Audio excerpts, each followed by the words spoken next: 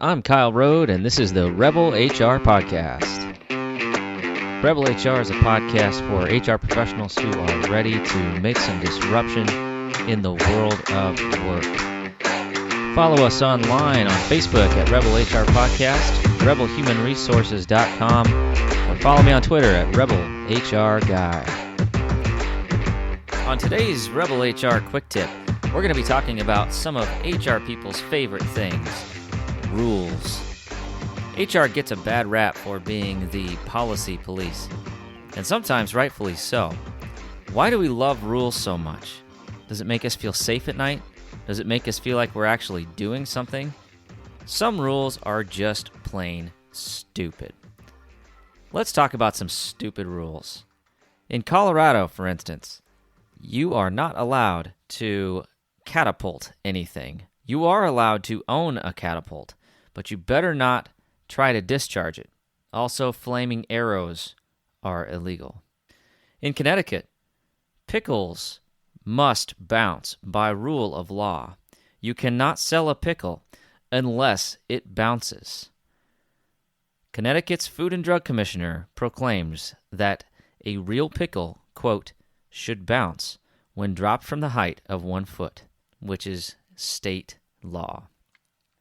Part of the joy of human resources is dealing with situations where somebody thinks that a rule should be put into place. Whether that's a rule related to attendance, a rule related to cell phone, or a rule related to a pickle. My guidance here is that rules are important, sometimes, but we should actively search out stupid rules, and we should make every effort to get rid of them at all costs. So one of my favorite tactics when somebody comes to me and says, we have to have a policy for this, we need a rule for that. If I don't have a clear-cut policy with 17 different steps and a flow chart that describes exactly what we're doing in every scenario within the situation, my favorite response is, I would be happy to look into creating a policy for you.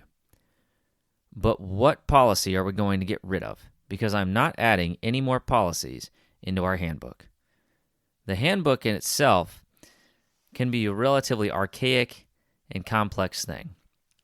How many people actually take the time during orientation to allow people to read through an entire handbook, fully understand, and then sign that acknowledgement form at the end of it?